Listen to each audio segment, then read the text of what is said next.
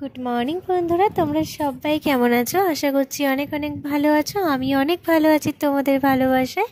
তো আবার একটা নতুন ব্লগ নিয়ে চলে এসেছি। আগের দিন তো ভিডিওটা তোমাদের সঙ্গে শেয়ার করেছি, মানে কালী পুজোর দিন। তো এটা পরের দিনের ভিডিও। তো সকাল থেকে ভিডিওটা স্টার্ট করলাম, তো তোমরা স্কিপ করো না, দেখতে থাকো। সারাদিন কীরকম করে কাটালাম সেটাই শেয়ার করেছি। আর সকালবেলা তো উঠে আগে ঘরের কাজ টাজ করেছি, আজকে অনেকটা সকালে উঠেছিলাম। তো তারপরে মা চা করেছিল, চা টোস্ট লুচি খেয়ে বরমশাইয়ের সঙ্গে বেরিয়ে গেলাম হচ্ছে বাজারে বাজার করতে। মা ওইদিকে ঘরে সব রান্নার জোগাড় করছে, তো আমি ভাবলাম বরমশাইয়ের সাথে বাজার হাটটা করেই আসি। তো ফার্স্টেই চলে এলাম হচ্ছে মাছ কিনতে। আর তোমাদের সঙ্গে আর একটা জিনিস শেয়ার করি। তো আমি বাজারে আসার সময় না ব্যাগটা পড়ে গিয়েছিল, মানে বাইকের পিছনে আটকানো ছিল, কোনো কারণে হয়তো পড়ে গিয়েছিল। আর সাথে সাথে মানে জাস্ট 15 সেকেন্ড হয়েছে আমি বুঝতে পেরেছি ব্যাগটা নেই। তো সাথে সাথে আমি আবার পুরো রাস্তাটা যাই, কিন্তু ব্যাগটা দেখতে পাইনি। মানে মানে ভাবা যায় না যে একটা বাজারের ব্যাগ পড়ে গেছে, সেটাও কেউ নিয়ে নিয়েছে। আর ব্যাগটা তো একটু ভারী মতো ছিল, উড়ে যে সাইড হয়ে যাবে বা এরকম কিছু, এরকম নয়। আর আমরা সঙ্গে সঙ্গেই ব্যাক করেছিলাম। তো যাই হোক, এটা আমার একটু আশ্চর্য লাগলো, তাই জন্য তোমাদের সঙ্গে শেয়ার করলাম।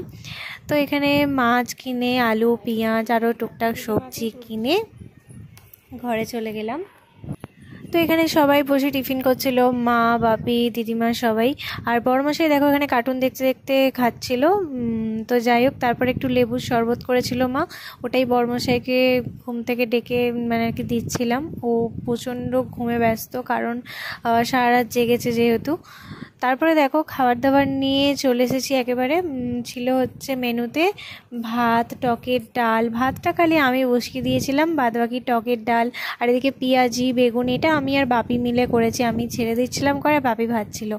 আর মাছের ঝাল, শাকের তরকারি সবই মা করেছে। মানে মা এলে আমার পুরো রান্নার ছুটি, মাই সব করে। আমি একটু হাতাহাতি জোগাড় করে দিই। আজকে সেটাও করতে হয়নি, দিদিমা করে দিয়েছে। প্রত্যেকটা রান্নায় যেন মনে হচ্ছিল মায়ের হাতের অনেক দিন পর খেলাম, খুবই ভালো লাগছিল সবাই মিলে একসাথে খাওয়া দাওয়া। আর একটু লেবুও কেটেছিলাম, সাথে ছিল হচ্ছে চাটনি। পাঁপড়টা ভাজা আর হয়নি, দেরি হয়ে গেছিলো বলে।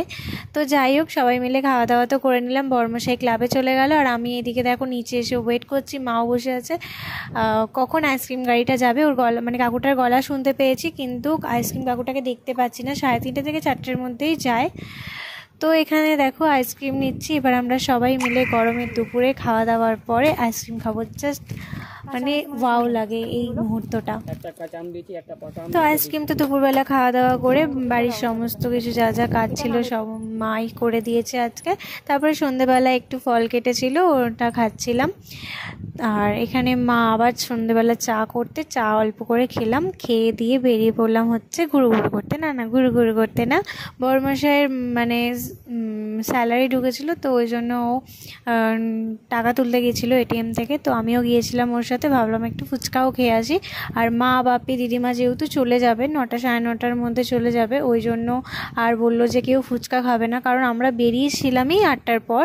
তো বললো যে না আর ফুচকা খাবো না, একচোটে রাত্রিরে খাবার খেয়ে নেবো। আর আমরা যেহেতু অনেকটা রাত করে খাবো, 11টার সময় করে, তার জন্য আমরা একটু ফুচকাই খাচ্ছিলাম। আর আমি খাবার 15 মিনিট আগে ফুচকা দিলেও খেয়ে নেবো, এরকমই মানে ফুচকা এতটাই ভালো লাগে।